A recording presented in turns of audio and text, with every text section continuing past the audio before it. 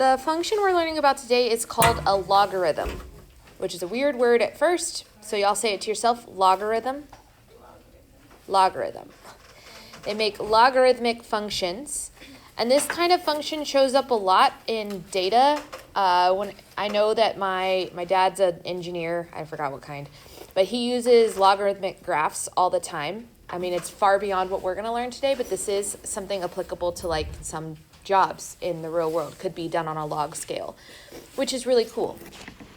But basically, a logarithm helps us solve problems like the ones here. Now, it's really obvious to us that 2 squared is 4, yes? And then 2 to the third power is 2 times 2 times 2, which is 8. But logarithms will help us solve this problem where we say 2 to some power is going to be equal to 6. Well, obviously, this number is going to be somewhere between 2 and 3. Because if 2 squared is 4 and 2 cubed is 8, 6 is between 4 and 8. So the number that would solve that problem, 2 to the x equal to 6, is somewhere between 2 and 3. So it's going to be some decimal number. And a logarithm is going to be the type of function that helps us solve that question. Okay, so logarithms and exponentials are actually inverses of each other. So they're like addition, subtraction, and multiplication, division. They undo each other, exponentials and logarithms. And every exponential can be rewritten as a logarithm, and every logarithm can be rewritten as an exponential. And that's going to be the first thing that we practice, is rewriting them from exponential form to logarithmic form. With your highlighter right now, in both the exponential and the logarithm, I want you to highlight the base. I'm going to do a different color. So base is going to be represented by the letter B, and in an exponential, it's the number with an exponent. We're used to that base. The letter stays the same when you go to a logarithm, and the base is going to be kind of like a subscript to the log, standing for logarithm. But do you see how the base appears in both the exponential and the logarithm? Cool. So when we read this logarithm, you say out loud, log base b of x equals to y. Log base b of x equals to y. The way that we rewrite these, going from exponential to logarithmic form, is number one, the base never changes. That b is going to stay the same every time. After that, all you do, it's called the swirl. You go like this, woo, woo, and vice versa, woo, woo. If you want to swirl them, the base always stays the same, but the x and y are going to switch places because they're inverses. And when we learned about inverses, we learned that you just switch the x and y. So that's all we're doing here, is we're swirling them, or the loop-de-loop. Some teachers call it the loop. So when we have the log loop, we're just going to loop these numbers into different places so that we can rewrite them.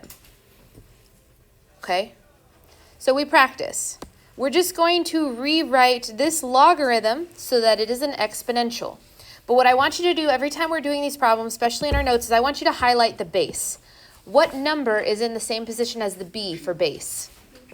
2. So my base should stay the same, which means I should have a large 2 in my answer. After that, all you have to do is swirl or loop where these two numbers are. So the 4 is going to go directly next to the 2, and the 16 is going to go on the opposite side of the equal sign. Good morning. Wherever you find a chair. We're just like this because of star. So we have the logarithmic version and the exponential version.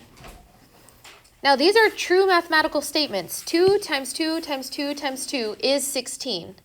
So log base 2 of 16 is 4. These are true equal to statements. Does that sort of make sense? Can we try rewriting another one?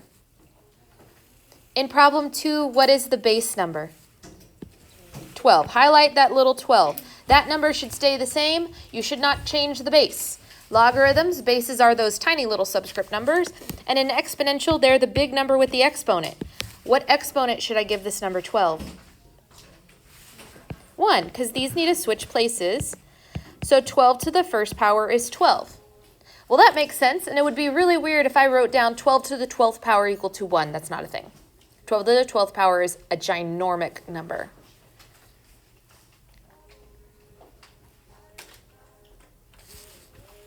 Okay, for this last one, what is the base? 1/4. So if I rewrite down 1/4, what power should I raise 1/4 to? -1. Now I'm going to put 1/4 in parentheses so that I remember that I'm taking the entire fraction 1/4 to the -1 power. So if it's anything, if the base is anything other than a plain number, I would put it in parentheses just to be safe. Okay. What if we go the other way though? What if I give you the exponential form and want you to write the logarithm? Here's what we're going to do again. We highlight the base. What is the base number? Ooh, so this time in exponential, remember base is the big number with an exponent. So the base here is 5. We leave the base the same, which means I'm going to write log for logarithm, and I'm going to make the small number sitting next to the g as a subscript the number 5. That still has the base of 5. And when I loop or swirl these two numbers, it should be log base 5 of what number? 25 equal to 2, the exponent. So you give the base to the logarithm. It's the subscript or the little number next to the g in log for logarithm. Can we try another one? In this next problem, what is the base? 8. So when we set this up, we know we're going to have logarithm base 8. The base should never change. Then we loop the other numbers. So we're doing log base 8 of what number? 4 equal to what number? 2/3. Very good. Last one is for you. Let's just make sure we got it. Number 6. Please rewrite that in logarithm form. What is the base? 6. So when we start, we should have logarithm with a base of 6 of what number?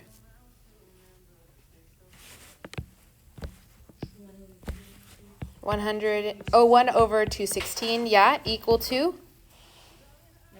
-3. There you go. So exponentials and logarithms can be rewritten as each other. Now, these 6 examples we've seen so far have numbers in every position. The base is a number, which it always will be. The exponent is a number, and the equal to number is a number.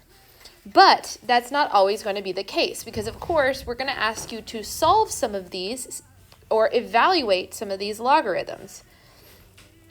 So if I ask you, like in this example with the little asterisk next to it, it says log base 4 of 64.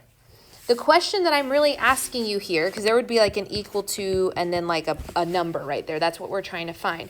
We are trying to figure out what power of 4, the base, will give me 64. So we get to play a fun game with ourselves, either in our brain or in our calculator, but probably calculator because these numbers get really big really fast. We're going to just do the powers of 4. What is 4 to the first power? 4. What is 4 to the second power? 16. What is 4 to the third power?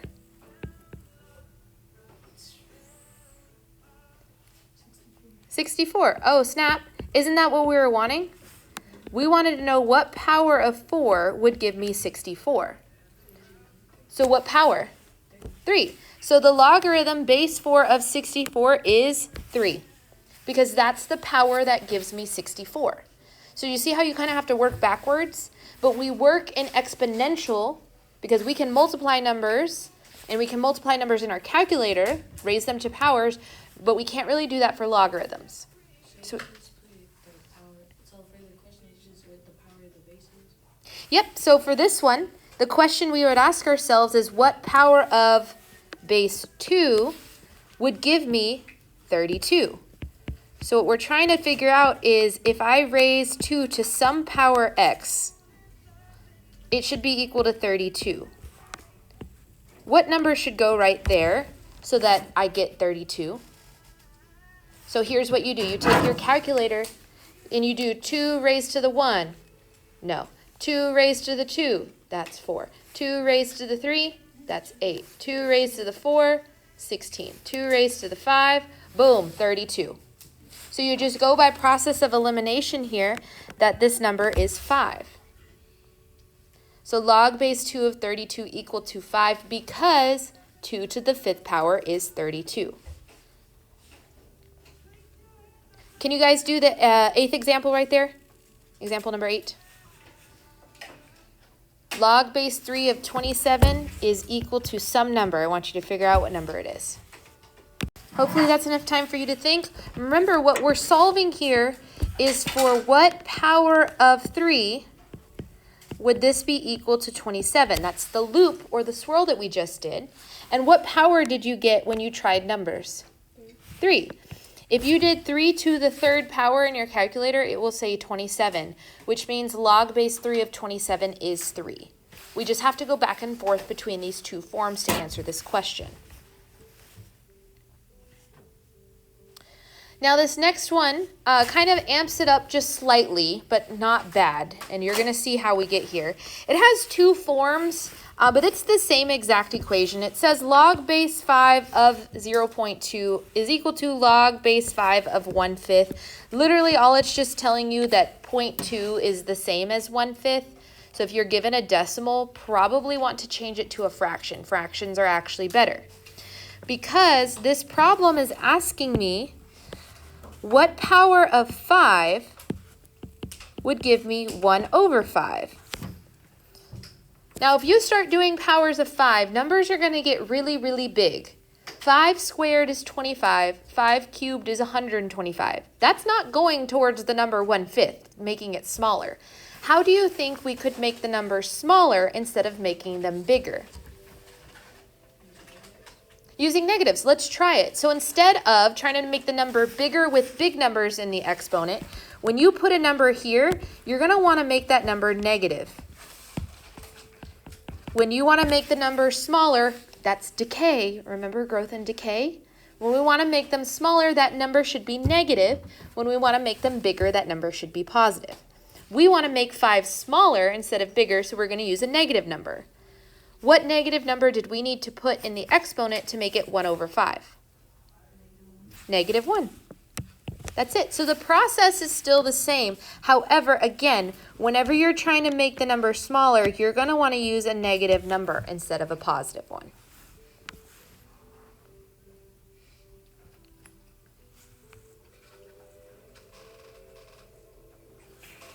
Okay, let's keep going.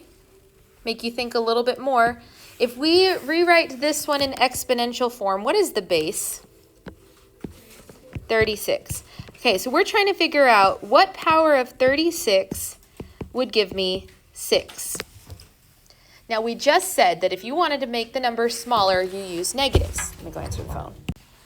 Did we try any negative numbers? Yeah. Did we end up getting 6? No, I would have gotten a number way smaller than 6, even when I just try the first one. So I'm gonna write my work down so you can see. If I do 36 to the -1, I would get 0.0277 repeated a lot, okay? Which, if we make that a fraction, is the number 1/36. That's way too small, right? 1/36 is significantly smaller than 6, but that's a really good place to start. Okay, so if negative numbers immediately got too small, what other kind of numbers could I try to get 36 to some power to make 6? A fraction.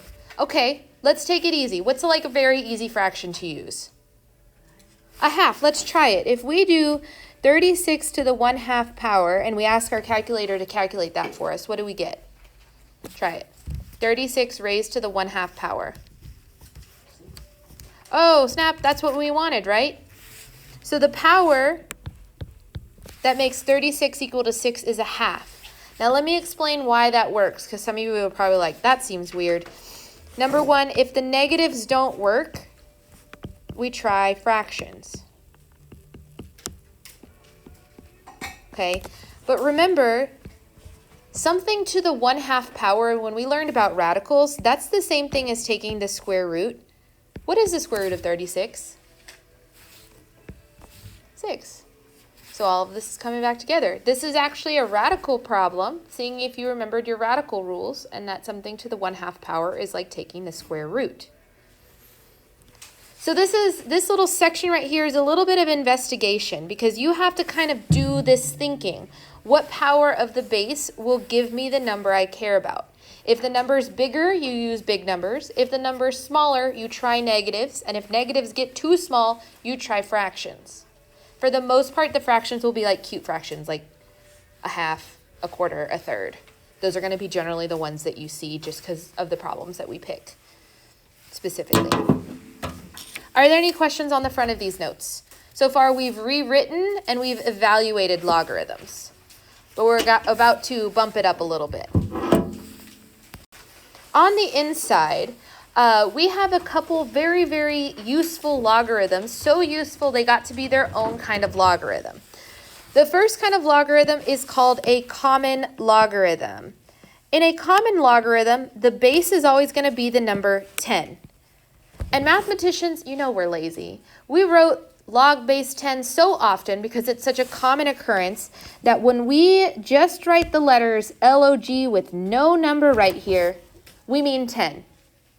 So our invisible log number is a 10, which is weird. Remember, the invisible exponent is 1, the invisible square root is 2, and the invisible logarithm is now 10. Our invisible math is getting crazy. Additionally, and this kind of ties back into what we learned last time, we have a logarithm called a natural logarithm, another really, really well-known logarithm. It's going to be a base of e. But again, mathematicians were like, ugh, we use log base e so often. Can't we just give it its own symbol?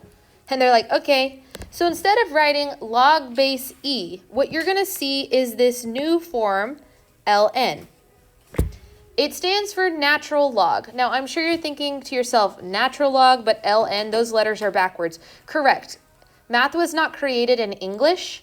In the language it was created, you put the adjective after the noun. So you would say like logarithm natural. So my Spanish speakers, adjective goes after the noun. That's going to be the same thing for the language that this math was created in. English, we say it the opposite way, natural logarithm. But most other languages put it the opposite way. Now these two logarithms are so common that they have a whole button on your calculator. Can you find a button on your calculator that says LOG? Yeah, we have a whole button for it. It's not even a blue button. It's a whole button itself. Yes. Can you find a button that says natural log? Yeah, or LN for natural log. It's right underneath logarithm. They're all on the left side of your calculator past the numbers. You have a log button and you have a natural log button. Now, these again, remember, are for only base 10 and base E. If you have a base other than that, you cannot type them in the calculator the way these calculators are made. The only ones that go in the calculator are base 10 and base E. But they're just stuff you type in the calculator. So for this first problem, number 11, that says log of 8, that's actually like asking you the log base 10 of 8, because that base is invisible. So all we have to type in our calculator is exactly this, log button and then the number 8. Now it's going to always be some sort of decimal because these are like always going to be decimals.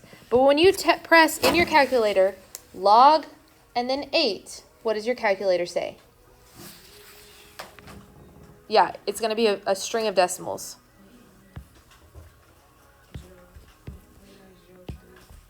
.903. We'll keep 3 decimals because that's pretty handy. We'll keep 3 of them.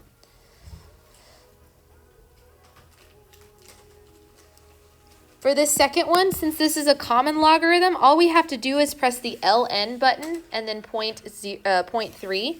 But remember, natural logarithm is like the log base e of this number, 0.3. But we don't like typing base e because it's so common. We use the natural log button. So we press natural log 0.3 and we press enter. And what do you get?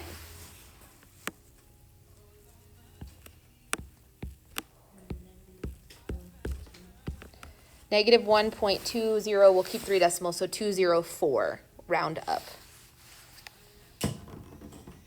Again, these are just calculator questions, so don't overthink the ones when there's no number written behind the logarithm. That's like slam dunk, that's a calculator question.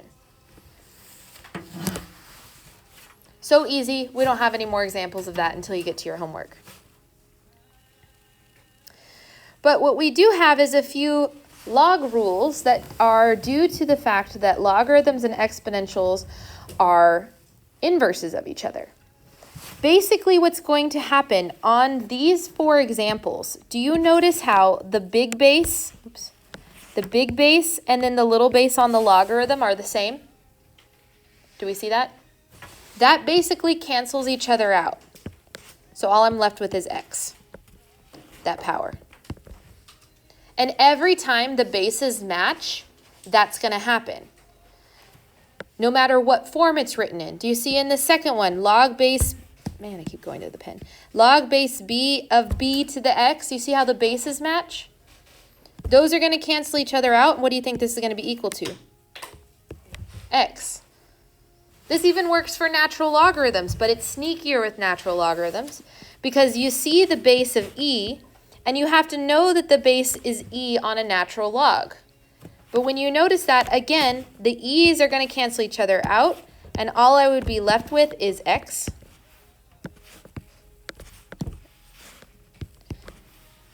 And vice versa. Natural logarithm has a base of e, and then this base is e, so those cancel each other out, and we're left with x. So we're going to write a note to ourselves because just seeing us cross some stuff out on here might be confusing later. So the note you're going to write to yourself is, if the bases are the same,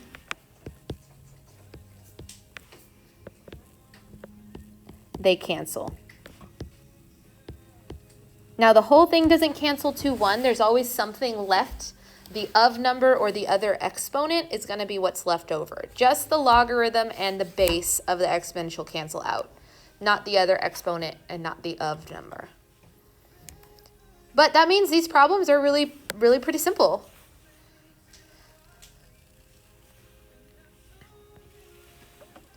For number 13, we have a big base of what number?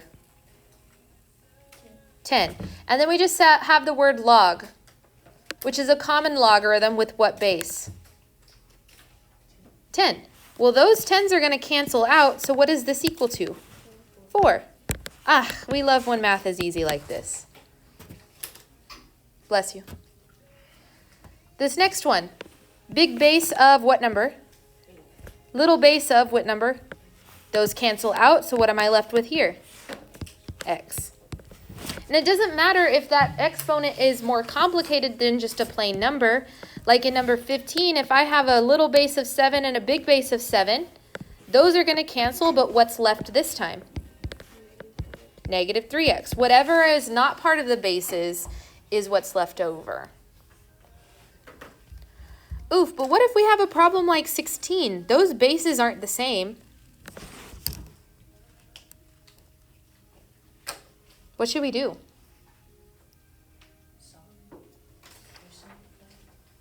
You're on the right track. Could we make the bases be the same? Yeah, do you recognize 25 as a power of 5? What is 25 is 5 to what power? 2. So if I rewrite this as log base 5 of 5 raised to the second power, and then there's still an x there, because of the x that started there. Now the 5s are going to cancel each other out.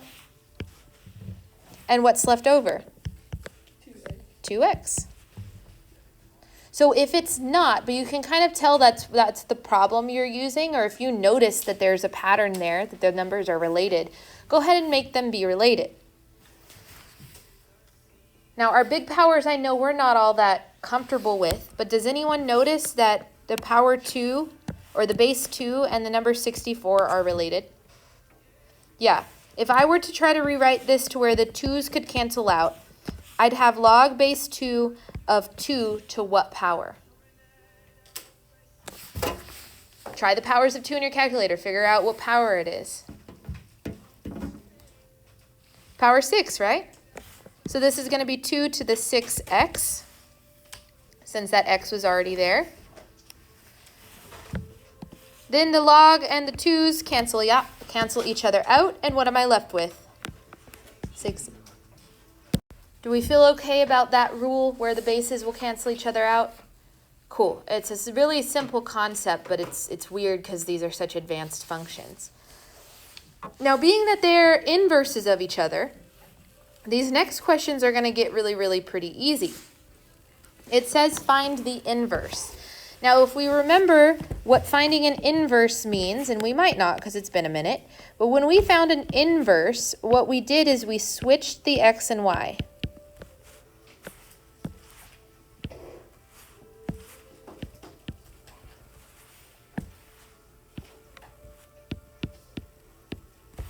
And then we're going to resolve for y.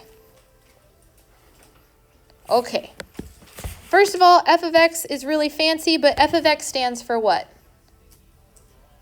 Y. So if we just cross it out and put a y there, now we have x's and y's.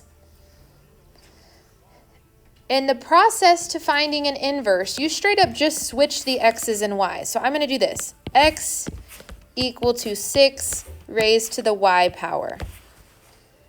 All I've done is switch the x's and y's.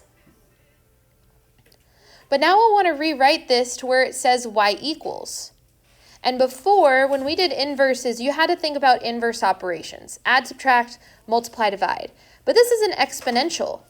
Its inverse is called a logarithm. So what we're going to do is we're going to rewrite it as a logarithm with the same base and hope that it's in the y equals format. So I'm going to come over here to do this so that you can see it a little better. So I'm going to write the base the same. So I have log with a base of what? 6. And then I switch the placement of x and y.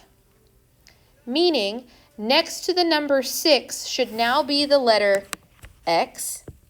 And on the other side of the equal sign should be the letter y.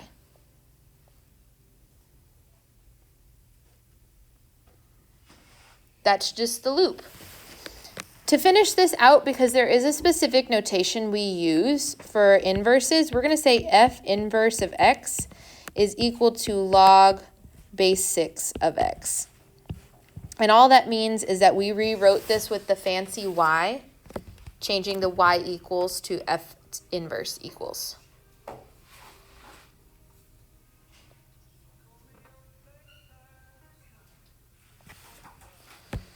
So if we try that again, the key here is remembering that exponentials and logarithms are inverses of each other. First thing we do is make sure we see x's and y's. So I'm going to cross out f of x, and I'm just going to replace it with a y so that I see x's and y's. Now my next step is to switch the places of x and y. So I'd have x equal to natural logarithm of y plus 3.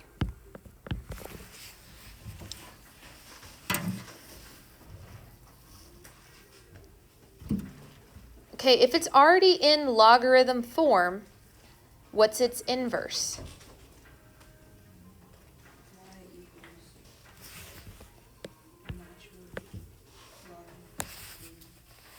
So think back. If exponentials inverse is logarithms, logarithms inverse is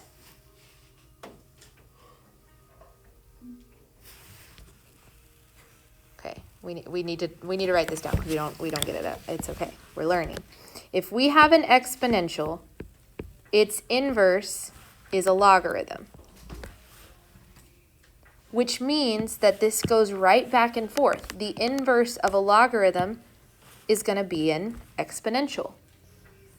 So we should rewrite this not as a logarithm because it already is a logarithm, but back as the base with an exponent.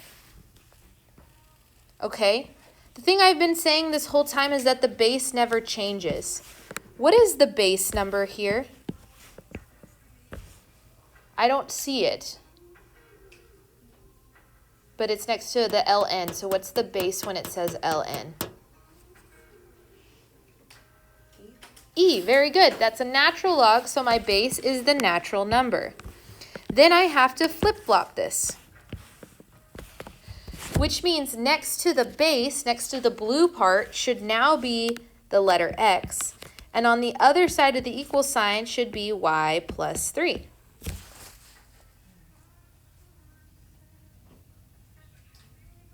So that's still the log loop. This time we just looped an expression instead of a number. Now we're not exactly finished because is that y all the way by itself? No, what do I have to do to get this plus 3 to go away? Minus 3. Regular inverse operations there. So if I subtract 3 on both sides, this plus 3 is going to cancel out.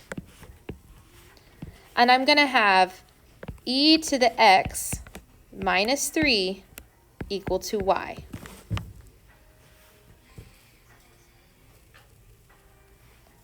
That means that my fancy version of this with the f inverse, that's just replacing y. That's e to the x minus 3. What we started with and what we ended with here are inverse operations of each other. They will undo each other. Inverse functions of each other.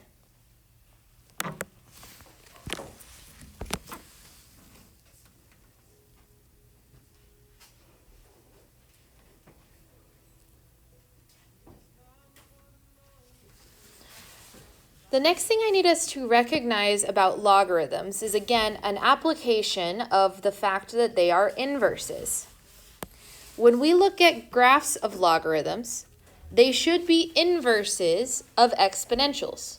So pay close attention to what I'm having you highlight here, because there is both an exponential and a logarithm graph on this graph. Right now, I want you to take your highlighter and I want you to highlight the logarithm graph, which for the first one, it's pointed, it says logarithm on it, so you can check, but it's right there. For the second graph, it's a little bit lighter as well, but it says logarithm. I just want you to highlight the logarithm shape so I can point a few things out about it when she comes back. Now, some things to notice about the shape. They are curves. In fact, they are curves that are direct reflections across this y equal x line of either a growth or a decay exponential. So most logarithms are going to look like this, where the number gets bigger as you get bigger. Some of them, though, will get more negative as you get bigger, which is an interesting thing. What's also really interesting about logarithms is that we have a different type of asymptote. For all exponentials, we said the flat line was the asymptote. Exponentials are exactly the opposite. The y-axis, which is the vertical line, is a vertical asymptote of the graph of f of x equal to log base b of x. So I want you to take your pencil. I'm going to do it in highlighter, but unless you have a second color highlighter, don't also highlight this because it'll just get confusing. But we're going to highlight this vertical asymptote, or just draw in your dots for the vertical asymptote, that logarithm graph is not allowed to cross or to touch. It's only going to be on one side of the purple vertical line, the same way the exponential was only on one side of the purple horizontal line when we studied those. Again, connecting these two things, since the range of an exponential is greater than 0, then the domain, switching the x and y, the domain of this graph is going to be x greater than or equal to 0. It's just switching the x and y's. Since the domain of g of x equal to b raised to the x power is all real numbers, then the range of this function is going to be all real numbers. They are inverses.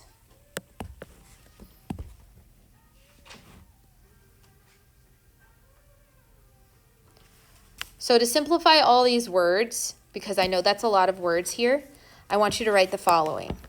Domain x greater than 0, range, all real numbers. Which is weird. Most of the time our domain is all real numbers and our range has some boundary. But logarithms, since they're opposites or inverses of exponentials, have just the opposite domain and range of our exponentials. So they flipped, which is very interesting. The main idea of this lesson, though, is being able to go back and forth between logarithms and exponentials. So kind of the stuff we did at first with the what power of this do I get 36, that sort of thing. That's what we're mainly going to practice because logarithms are brand new to us. But we need to just practice these two things. So to do that, we have a blue kit that we're going to play.